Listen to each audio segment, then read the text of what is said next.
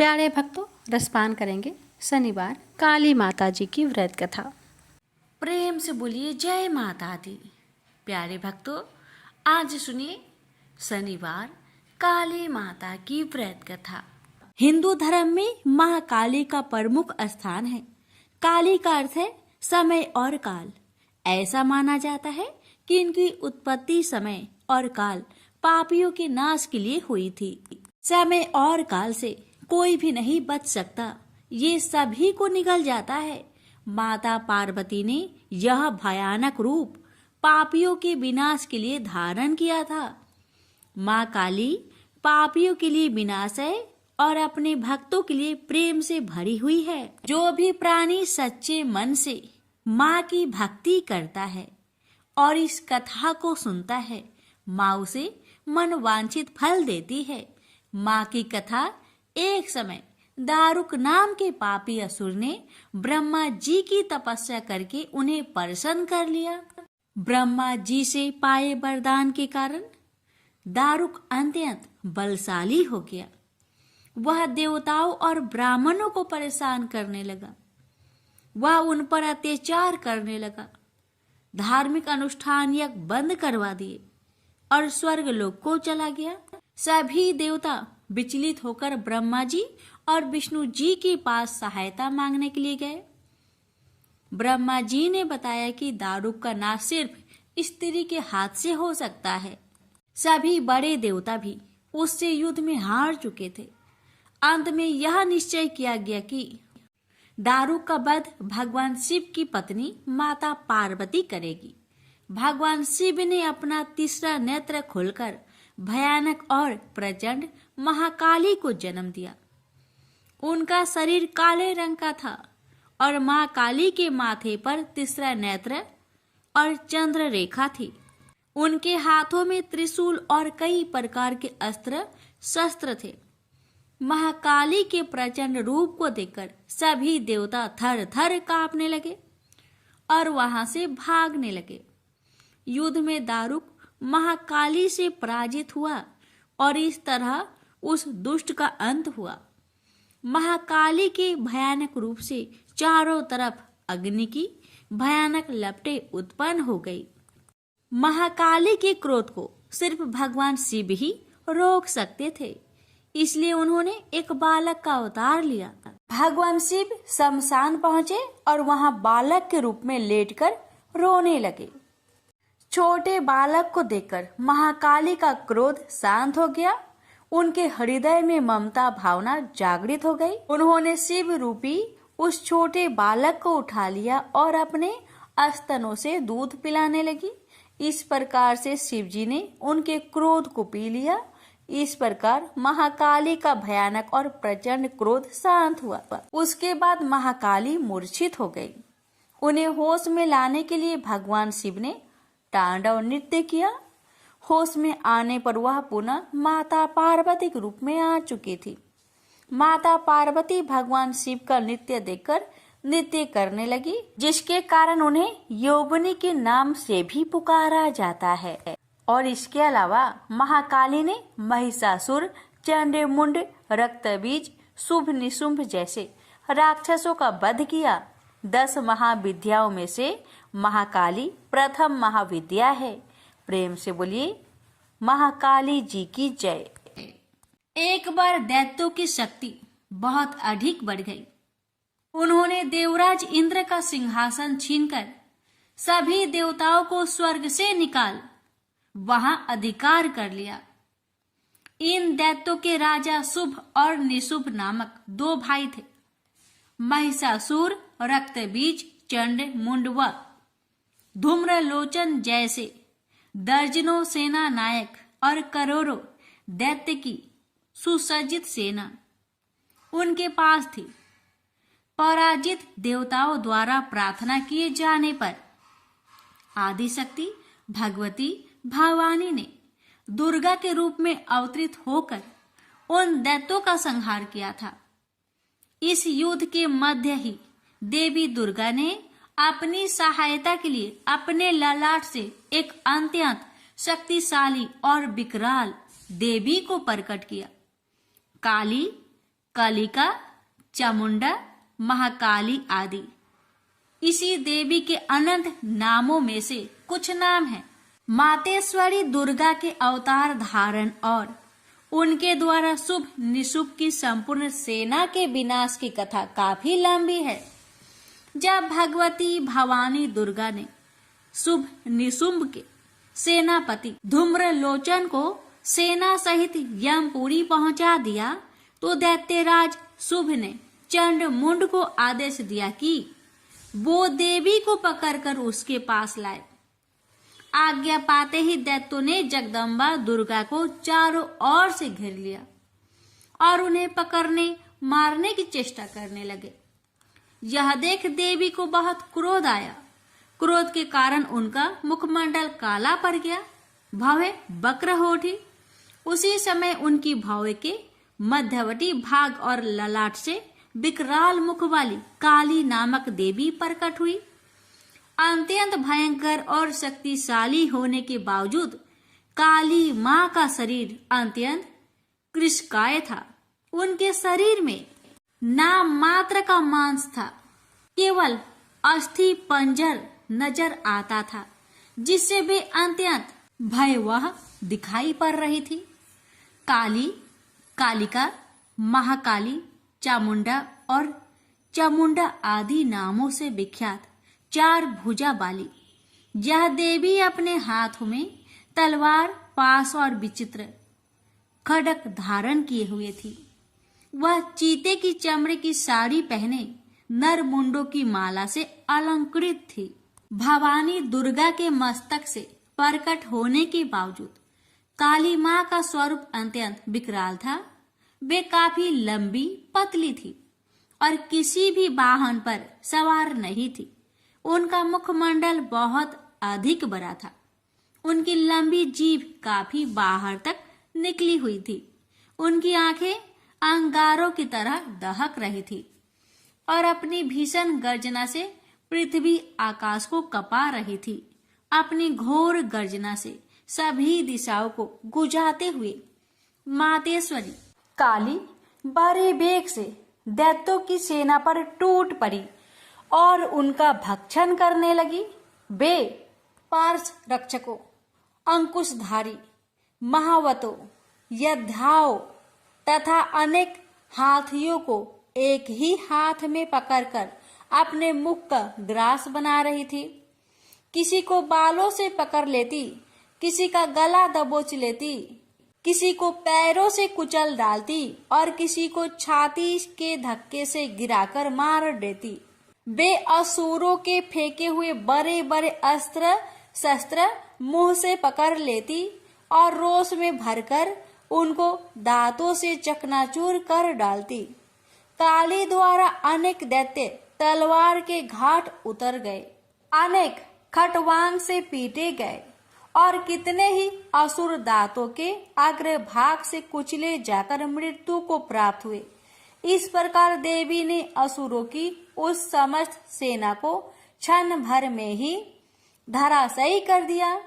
अपनी सेना का विनाश होते देख चंड काली देवी की ओर दौड़ा। महादैत्य मुंड ने भी अत्यंत भयंकर बाणों की बौछार तथा हजारों चक्र एवं अन्य शस्त्रों से भयानक नेत्रों वाली देवी को आवृत कर दिया। वे चक्र देवी के मुख में समाते हुए ऐसे जान पड़ रहे थे मानो सूर्य के बहुतेरे मंडल बादलों के उदर में प्रवेश कर रहे हो। मातेश्वरी काली दैत्य सेनापति मुंड द्वारा चलाए गए अस्त्र शस्त्रों का भक्षण करते और अनेक राक्षसों को अपने शस्त्रों में समाप्त करते हुए विकट अट्टहास करती जा रही थी। इसी समय भगवती काली ने दूसरे दैत्य सेनापति चंड को अपनी ओर आते देखा। क्रोध में भरकर काली माई ने चंड पर आक्रमण कर दिया। एक हाथ से उसके केस पकड़कर दूसरे हाथ से उसकी गर्दन काट उसे यमलोक पहुंचा दिया। अपने भाई चंड को देवी के हाथों मरता देख मुंड अनेक भयावह दैत्यों के साथ मातेश्वरी काली की ओर दौड़ पड़ा। तब देवी ने रोष में उसे तलवार से मारकर धरती पर सुला दिया। महापराक्रमी चंड और मुंड के मरते ही शेष सेना आतंकित होकर भाग गई। उसी समय काली ने चंड और मुंड के मस्तक हाथ में लेकर जगदम्बा दुर्गा के पास जाकर प्रचंड अट्टहास करते हुए कहा, देवी, मैं चंड मुंड नामक इन दो भयानक असुरों के मस्तक आपको भेंट करने के लिए लाई हूँ। इस पर कल्याणमयी दुर्गा ने काली से मधुर वाणी में कहा, देवी, तुम चंड और मुंड को मारकर मेरे पास आई हो, इसलिए संसार में तुम्हारा एक नाम चामुंडा भी होगा। मातेश्वरी काली द्वारा चंड मुंड और अनेक सैनिकों के मारे जाने पर दैत्यराज शुंभ स्वयं अपने सभी सेनापतियों सहित युद्ध के लिए वहां आ गया। कई करोड़ असुर सैनिक उनके साथ थे। उस समय सभी मात्र शक्तियां भी देवी की सहायता के लिए युद्ध क्षेत्र में आ गई। दोनों ओर से भीषण अस्त्र शस्त्र चलने लगे। इस समय मातेश्वरी काली सभी मात्र शक्तियों से आगे रहकर रणभूमि में विचरने लगी। अपने खटवांग, त्रिशूल एवं अन्य अस्त्र शस्त्रों से वे असंख्य दैत्यों को काल के गाल में पहुंचा रही थी। यद्यपि सभी मात्र शक्तियां मातेश्वरी दुर्गा एवं उनका सिंह अनेक दैत्यों को समाप्त कर रहे थे, परंतु मातेश्वरी काली साक्षात रण चंडी बनकर दैत्यों को गाजर मूली की तरह काट रही थी। मातेश्वरी काली इस समय इतने क्रोध में भरी हुई थी कि वे दैत्यों को अस्त्र शस्त्रों से मारने के साथ ही उनका भक्षण भी करती जा रही थी। अत्यंत भयंकर और विकराल रूप था इस समय मातेश्वरी काली का। अनेक राक्षस तो आपके इस रूप को देखकर तथा उनके द्वारा लगाए जा रहे अट्टहासों की भीषण आवाज सुनकर ही यमलोक सिधार गए।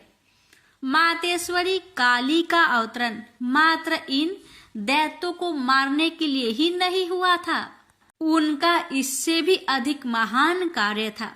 दैत्य सेनापति रक्त बीज के वध में भगवती दुर्गा की सहायता करना। उस प्रचंड दैत्य रक्त बीज को एक अद्भुत वरदान प्राप्त था। जहां भी उसके रक्त की एक बूंद गिरती थी, वहीं तत्काल उतना ही शक्तिशाली एक असुर उत्पन्न हो जाता था। मातेश्वरी काली, भगवती दुर्गा और अन्य मात्र शक्तियों के हाथों दैत्यों को मरते एवं घायल होते देख महादैत्य रक्त बीज ने मातेश्वरी पर हमला कर दिया। वह अपनी गदा से सभी मात्र शक्तियों पर एक साथ प्रहार करने लगा। जब मात्र शक्तियों ने उस पर प्रहार किए तो उसके शरीर का रक्त जहां जहां गिरता वहां वहां उसके समान ही एक अन्य बलशाली दैत्य पैदा हो जाता। इस प्रकार वहां असंख्य दैत्य उत्पन्न हो गए जो रक्त बीज के समान ही बलशाली, भीषण और युद्ध कला में निपुण थे। इस समस्या का एकमात्र समाधान यही था कि रक्त बीज के अंग प्रत्यंग तो काटे जाए, परंतु उसके शरीर से निकलने वाले रक्त की एक बूंद भी भूमि पर न गिरने दी जाए। इस प्रयोजन की पूर्ति के लिए भगवती भवानी दुर्गा ने काली को चामुंडा नाम से संबोधित करते हुए कहा, चामुंडे, तुम अपने मुख को अधिक विस्तृत करो तथा मेरे शस्त्र पात से गिरने वाले रक्त बिंदु एवं उनसे उत्पन्न होने वाले महादैत्यों को अपने इस भयानक मुख से खा जाओ। इस प्रकार रक्त से उत्पन्न होने वाले महादैत्यों का भक्षण करती हुई तुम रण में विचरती रहो। ऐसा करने से उस दैत्य का सारा रक्त खत्म हो जाने पर वह स्वयं भी नष्ट हो जाएगा। जब तुम उन भयंकर दैत्यों को खा जाओगी तो दूसरे दैत्य नहीं उत्पन्न हो सकते। मातेश्वरी दुर्गा की यह बात सुनकर भगवती काली ने अपना आकार बहुत बड़ा कर लिया।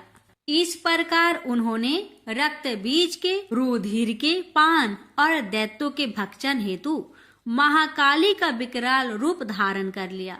भगवती दुर्गा जो इस समय क्रोध के आवेग में रणचंडी अर्थात देवी चंडिका बनी हुई थी, अपने भीषण शूल से उस महादैत्य रक्त बीज पर प्रहार किया। फलस्वरूप उसके शरीर से रक्त की धार बहने लगी, जिसे तत्काल ही मातेश्वरी काली ने अपनी लपलपाती जिह्वा द्वारा उदर स्वस्थ कर लिया।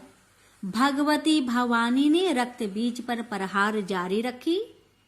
उसके शरीर में स्थान से रक्त की धारा बहने लगी। रक्त बीज महाबलशाली और भयंकर दैत्य था, अतः उसके शरीर से बहुत अधिक रक्त बह रहा था। परंतु उसका जितना भी रक्त बह रहा था, काली माँ अर्थात देवी चामुंडा उसे तत्काल पीती जा रही थी।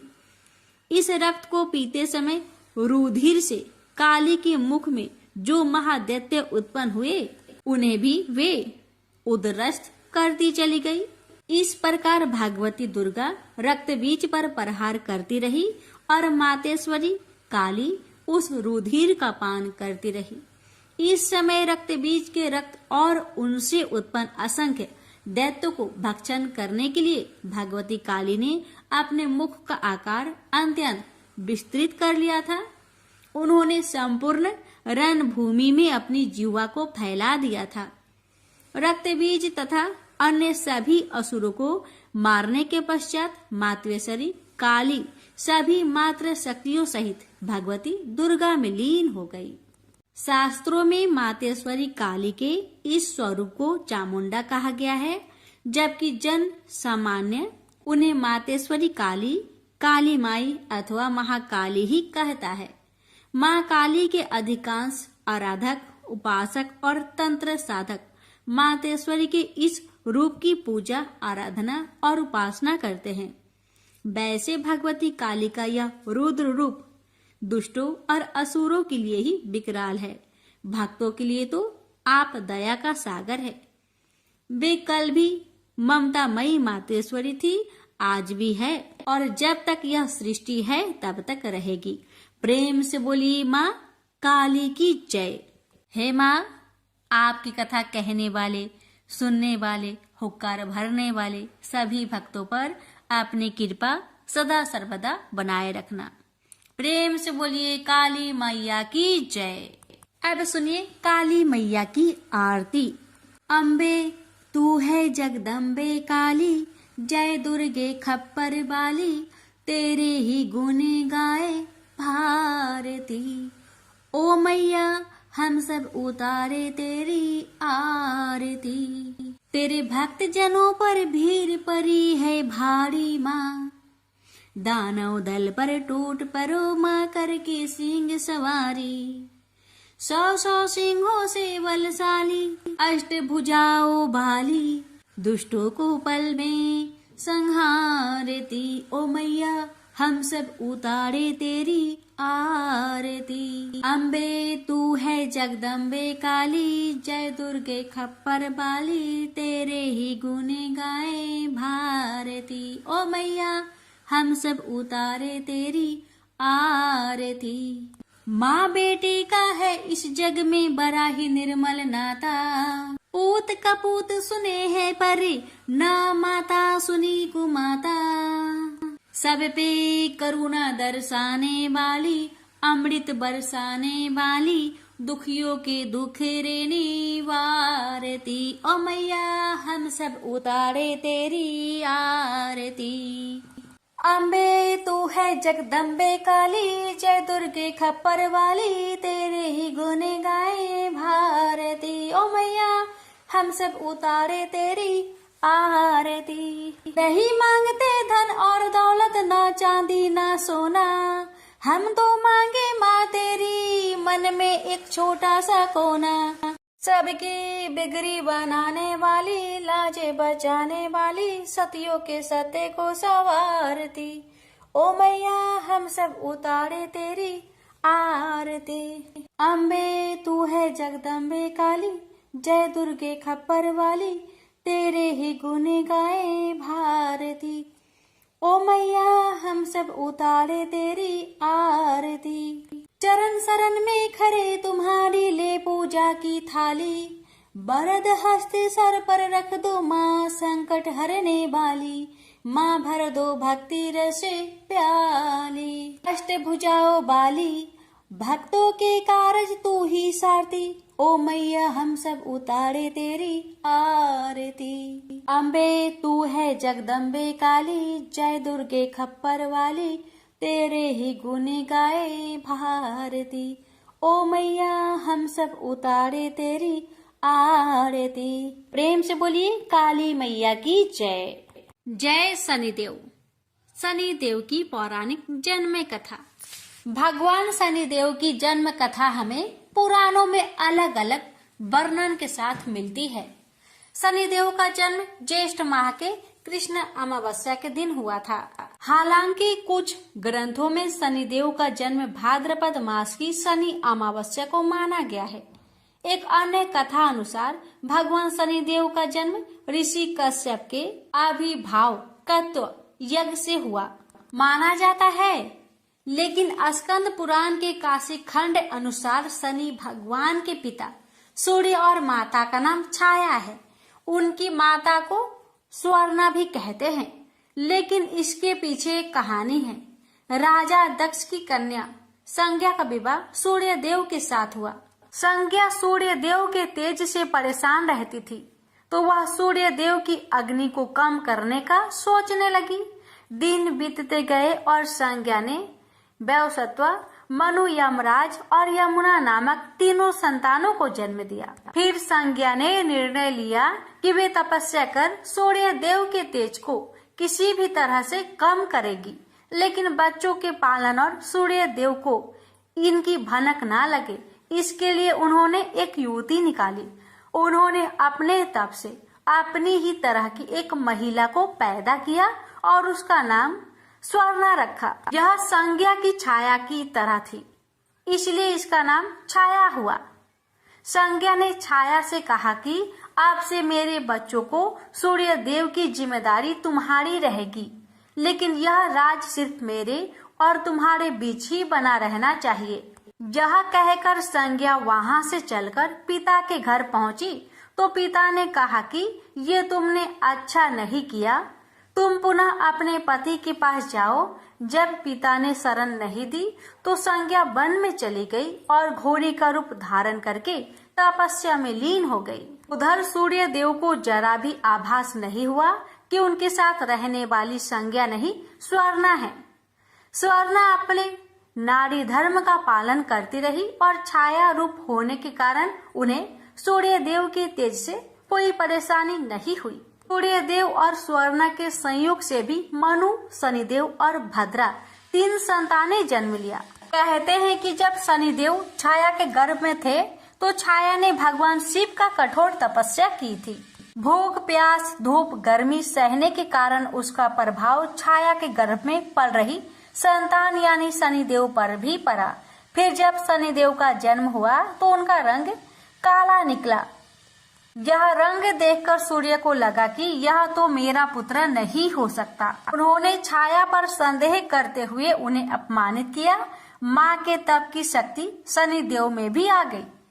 उन्होंने क्रोधित होकर अपने पिता सूर्य देव को देखा तो सूर्य देव उनकी शक्ति से काले पड़ गए और उनको कुष्ठ रोग हो गया। अपनी यह दशा देखकर घबराए हुए सूर्य देव भगवान शिव की शरण में पहुँचे। तब भगवान शिव ने सूर्य देव को अपनी गलती का एहसास करवाया। सूर्य देव को अपने किए का पश्चाताप हुआ। उन्होंने क्षमा मांगी। तब कहीं उन्हें फिर से अपना असली रूप वापस मिला। लेकिन इस घटना के चलते पिता और पुत्र का संबंध हमेशा के लिए खराब हो गया। प्रेम से बोलिए जय शनिदेव। सूर्य नारायण की जय। अब श्रवण करें शनिवार शनि भगवान की व्रत कथा व विधि।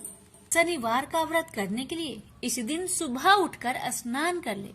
कोशिश करे स्नान से पहले कुएं के जल या नदी के जल से करे। सुबह पीपल के वृक्ष पर जल चढ़ाए।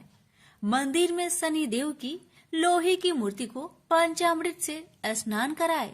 शनि देव को काले तिल, फूल, धूप, एक काले रंग का वस्त्र और तेल अवश्य चढ़ाए। इसके बाद शनि देव के मंत्रों का उच्चारण जरूर करे। अंत में पीपल के पेड़ की 7 बार परिक्रमा अवश्य करे। शनि भगवान की पूजा के बाद किसी गरीब को भोजन कराए और दक्षिणा देकर विदा करे। शाम के समय व्रत का पारण करे। शनिवार व्रत का पारण काली उड़द की दाल और खिचड़ी से करनी चाहिए। इसी तरह ये व्रत 7 शनिवार तक करे। इसी तरह से आप कुल 7 शनिवार तक शनि देव की आराधना करें। 7 शनिवार व्रत रखे और पूजा अर्चना करे। शनि देव आपके सभी दुख हर लेंगे। शनि देव को प्रसन्न करने के लिए लोग शनि देव की उपासना करते हैं और पूरे विधि विधान से पूजा पाठ करते हैं। शनि दोष से मुक्ति पाने के लिए शनिवार का व्रत करना बेहद लाभकारी माना गया है। माना गया है कि शनिवार का व्रत रखने से शनि की 7.5 और ढैयों के कष्टों से मुक्ति मिलती है। इसलिए प्यारे भक्तगणों, अगर आप शनिवार का व्रत करते हैं तो कथा को अनिवार्य रूप से पूरा अवश्य सुनेगा। आप पर शनि महाराज की कृपा अवश्य होगी। प्रेम से बोलिए शनि महाराज की जय। हे शनि महाराज, मैं आपकी व्रत कथा को आपके भक्तों को सुना रही हूँ। अगर हमसे कोई गलती हो हमें क्षमा करना और अपनी सभी भक्तों की सभी मनोकामना को पूर्ण करना। प्रेम से बोलिए शनि महाराज की जय। एक समय स्वर्ग लोक में सबसे बड़ा कौन, ये प्रश्नों को लेकर नवग्रहों में वाद विवाद हो गया। विवाद इतना बढ़ा कि परस्पर भयंकर युद्ध की स्थिति बन गई। निर्णय के लिए सभी देवता देवराज इंद्र के पास पहुंचे और बोले, हे देवराज, आपको निर्णय करना होगा कि हम में से सबसे बड़ा कौन है। देवताओं का प्रश्न सुनकर देवराज इंद्र उलझन में पड़ गए। इंद्र बोले, मैं इस प्रश्न का उत्तर देने में असमर्थ हूँ। हम सभी पृथ्वी लोक में उज्जैनी नगरी में राजा विक्रमादित्य के पास चलते हैं। देवराज इंद्र सहित सभी ग्रह यानी कि सभी देवता उज्जैनी नगरी पहुँचे। महल में पहुंचकर जब देवताओं ने उनसे अपना प्रश्न पूछा तो राजा विक्रमादित्य भी कुछ देर के लिए परेशान हो उठे, क्योंकि सभी देवता अपनी अपनी शक्तियों के कारण महान थे। किसी को भी छोटा बताना या बड़ा कह देना उनके क्रोध के प्रकोप से भयंकर हानि पहुंच सकती थी। अचानक राजा विक्रमादित्य को एक उपाय सूझा और उन्होंने विभिन्न धातुओं जैसे स्वर्ण, रजत, कांसा, ताम्र, शीशा, रांगा, जस्ता, अब्रक व लोहे के 9 आसन बनवाए। धातुओं के गुण के अनुसार सभी आसनों को एक दूसरे के पीछे रखकर उन्होंने देवताओं को अपने अपने सिंहासन पर बैठने को कहा। देवताओं के बैठने के बाद राजा विक्रमादित्य ने कहा, आपका निर्णय तो स्वयं हो गया। जो सबसे पहले सिंहासन पर विराजमान है वही सबसे बड़ा है। राजा विक्रमादित्य के निर्णय को सुनकर शनि देवता ने सबसे पीछे आसन पर बैठने के कारण अपने को छोटा जानकर क्रोधित होकर कहने लगे, राजा विक्रमादित्य, तुमने मुझे सबसे पीछे बैठाकर मेरा अपमान किया है। तुम मेरी शक्तियों से परिचित नहीं हो। मैं तुम्हारा सर्वनाश कर दूंगा। शनि ने कहा, सूर्य एक राशि पर 1 महीने, चंद्रमा 2.25 दिन, मंगल 1.5 महीने, बुध और शुक्र 1 महीने, बृहस्पति 13 महीने रहते हैं। लेकिन मैं किसी राशि पर 7.5 वर्ष तक रहता हूँ। बड़े बड़े देवताओं को मैंने अपने प्रकोप से पीड़ित किया है। राम को 7.5 के कारण ही वन में जाकर रहना पड़ा और रावण को 7.5 के कारण ही युद्ध में मृत्यु का शिकार बनना पड़ा। राजा, अब तू भी मेरे प्रकोप से नहीं बच सकता। इसके बाद अन्य ग्रहों के देवता तो प्रसन्नता के साथ चले गए परंतु शनि भगवान बड़े क्रोध के साथ वहां से विदा हुए। राजा विक्रमादित्य पहले की तरह ही न्याय करते रहे। उनके राज्य में सभी स्त्री पुरुष बहुत आनंद से जीवन यापन कर रहे थे। कुछ दिन ऐसे ही बीत गए। उधर शनि देवता अपने अपमान को भूल नहीं पाए थे। विक्रमादित्य से बदला लेने के लिए एक दिन शनि भगवान ने घोड़े के व्यापारी का रूप धारण किया और बहुत से घोड़ों के साथ उज्जैनी नगरी पहुंचे। राजा विक्रमादित्य ने राज्य में किसी घोड़े के व्यापारी के आने का समाचार सुना तो अपने अश्वपाल को कुछ घोड़े खरीदने के लिए भेजा। घोड़े बहुत कीमती थे। अश्वपाल ने जब वापस लौटकर इस संबंध में बताया तो राजा विक्रमादित्य ने स्वयं आकर एक सुंदर व शक्तिशाली घोड़े को पसंद किया। घोड़े की चाल देखने के लिए राजा उस घोड़े पर सवार हुए तो वह घोड़ा बिजली की गति से दौड़ पड़ा।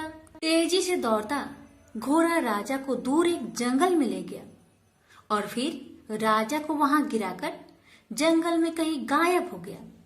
राजा अपने नगर को लौटने के लिए जंगल में भटकने लगा, लेकिन उन्हें लौटने का कोई रास्ता नहीं मिला। राजा को भूख प्यास लगाई। बहुत घूमने पर उसे एक चरवाहा मिला। राजा ने उससे पानी मांगा। पानी पीकर राजा ने उस चरवाहे को अपनी अंगूठी दे दी। फिर उससे रास्ता पूछकर वह जंगल से निकलकर पास के नगर में पहुंचा। राजा ने एक सेठ की दुकान पर बैठकर कुछ देर आराम किया। उस सेठ ने राजा से बातचीत की तो राजा ने उसे बताया कि मैं उज्जैनी नगरी से आया हूँ। राजा के कुछ देर दुकान पर बैठने से सेठ जी की बहुत बिक्री हुई। सेठ ने राजा को बहुत भाग्यवान समझा और खुश होकर उसे अपने घर भोजन के लिए ले गया। सेठ के घर में सोने का एक हार खूंटी पर लटका हुआ था। राजा को उस कमरे में छोड़कर सेठ कुछ देर के लिए बाहर गया। तभी एक आश्चर्यजनक घटना घटी।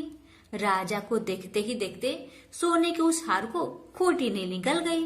सेठ ने कमरे में लौटकर हार को गायब देखा तो चोरी का संदेह राजा पर किया, क्योंकि उस कमरे में राजा ही अकेले बैठा था। सेठ ने अपने नौकरों से कहा कि इस परदेसी को रस्सियों से बांधकर नगर के राजा के पास ले चलो। राजा ने विक्रमादित्य से हार के बारे में पूछा तो उन्होंने बताया कि मेरे आंखों के ही सामने खूंटी ने उस हार को निगल लिया था। विक्रमादित्य की बात को सुनकर राजा बहुत क्रोध से भर गए। उन्हें लगा विक्रमादित्य झूठ कह रहे हैं, इसलिए राजा ने क्रोधित होकर चोरी करने के अपराध में विक्रमादित्य के हाथ पांव काटने की आदेश दे दिया। राजा विक्रमादित्य के हाथ पांव काटकर उसे नगर के सड़क पर छोड़ दिया गया। कुछ दिन बाद एक तेली उसे उठाकर अपने घर ले गया और उसे अपने कोल्हू पर बैठा दिया। राजा आवाज देकर बैलों को हाँकता रहता। इस तरह तेली का बैल चलता रहा और राजा को भोजन मिलता रहा। शनि देव के प्रकोप के साधे साथी पूरी होने पर वर्षा ऋतु प्रारंभ हुई। राजा विक्रमादित्य एक रात मेघ मल्हार गा रहे थे कि तभी नगर के राजा की लड़की राजकुमारी मोहिनी रथ पर सवार उस तेली के घर के पास से गुजर रही थी। उसने मेघ मल्हार सुना तो उसे बहुत अच्छा लगा और दासी को भेजकर गाने वाले को बुला लाने को कहा। दासी ने लौटकर राजकुमारी को अपंग राजा के बारे में सब कुछ बता दिया। राजकुमारी उसके मेघ मल्हार से बहुत मोहित हुई थी, अतः उसने सब कुछ जानकर भी अपंग राजा से विवाह करने का निश्चय कर लिया। राजकुमारी ने अपने माता पिता से जब यह बात कही तो वे हैरान रह गए। रानी ने मोहिनी को समझाया, बेटी तेरे भाग्य में तो किसी राजा की रानी होना लिखा है, फिर तू उस अपंग से विवाह करके अपने पांव पर कुल्हाड़ी क्यों मार रही हो। राजकुमारी ने अपनी जिद्दी नहीं छोड़ी।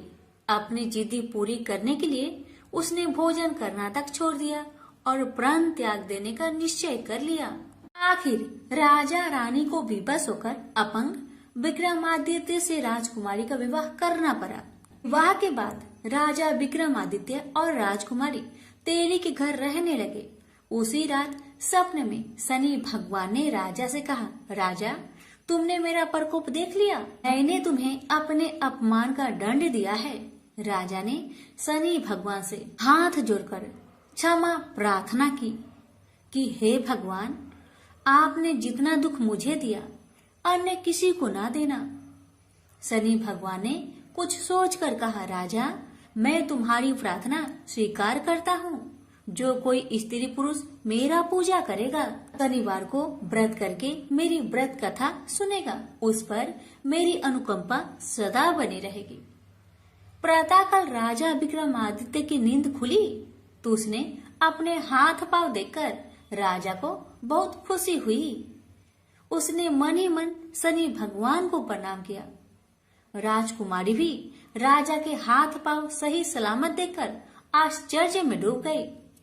तब राजा विक्रमादित्य ने अपना परिचय देते हुए शनि भगवान की प्रकोप की सारी कहानी सुनाई। सेठ को जब इस बात का पता चला तो दौड़ता हुआ तेली के घर पहुंचा और राजा के चरणों में गिरकर क्षमा मांगने लगा। राजा ने उसे क्षमा कर दिया क्योंकि यह सब तो शनि भगवान के प्रकोप से हुआ था। सेठ राजा को अपने घर ले गया और उसे भोजन कराया। भोजन करते समय वहाँ एक अनोखी घटना घटी। सबके देखते देखते उस खुटी ने हार को उगल दिया। सेठ जी ने अपनी बेटी का विवाह भी राजा के साथ कर दिया और बहुत से स्वर्ण आभूषण, धन आदि देकर राजा को विदा किया। राजा विक्रमादित्य राजकुमारी मोहिनी और सेठ के साथ उज्जैनी पहुंचे तो नगर वासियों ने हर्ष से उनका स्वागत किया। अगले दिन राजा विक्रमादित्य ने पूरे राज्य में घोषणा कराई कि शनिदेव सब देवों से सर्वश्रेष्ठ हैं। प्रत्येक स्त्री पुरुष शनिवार का उनको व्रत करे और व्रत कथा अवश्य सुने। राजा विक्रमादित्य की घोषणा से शनिदेव बहुत प्रसन्न हुए।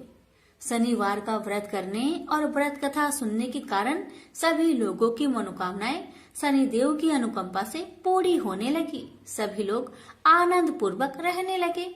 प्रेम से बोली शनि महाराज की जय। हे शनि महाराज, आपकी कथा कहने वाले, सुनने वाले, हुक्कार भरने वाले सभी भक्तों की सभी मनोकामना को पूर्ण करना, सभी के कष्टों को दूर करना। प्रेम से बोलिए शनि महाराज की जय। आप श्रवण करें शनि महाराज और ब्राह्मण की कथा। बहुत समय पहले की बात है। एक ब्राह्मण और ब्राह्मणी एक गांव में रहा करते थे। ब्राह्मण हर रात अपने सपने में नीली घोड़ी पर नीले कपड़े पहने एक आदमी को देखता था और वह आदमी कहता था, हे ब्राह्मण देवता, मैं तेरे लगूंगा। ब्राह्मण घबराकर उठ जाता और अगले दिन यही सपना उसे फिर आता।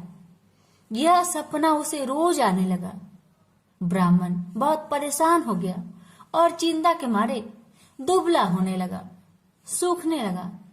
तो एक दिन उसकी पत्नी ने उससे कारण पूछा, हे ब्राह्मण देवता, आपको मैं इतनी अच्छी अच्छी भोजन पकाकर देती हूँ, फिर भी क्या कारण है कि आप दुबले होते जा रहे हैं? ब्राह्मण ने अपनी सपने की सारी बात पत्नी को बताया।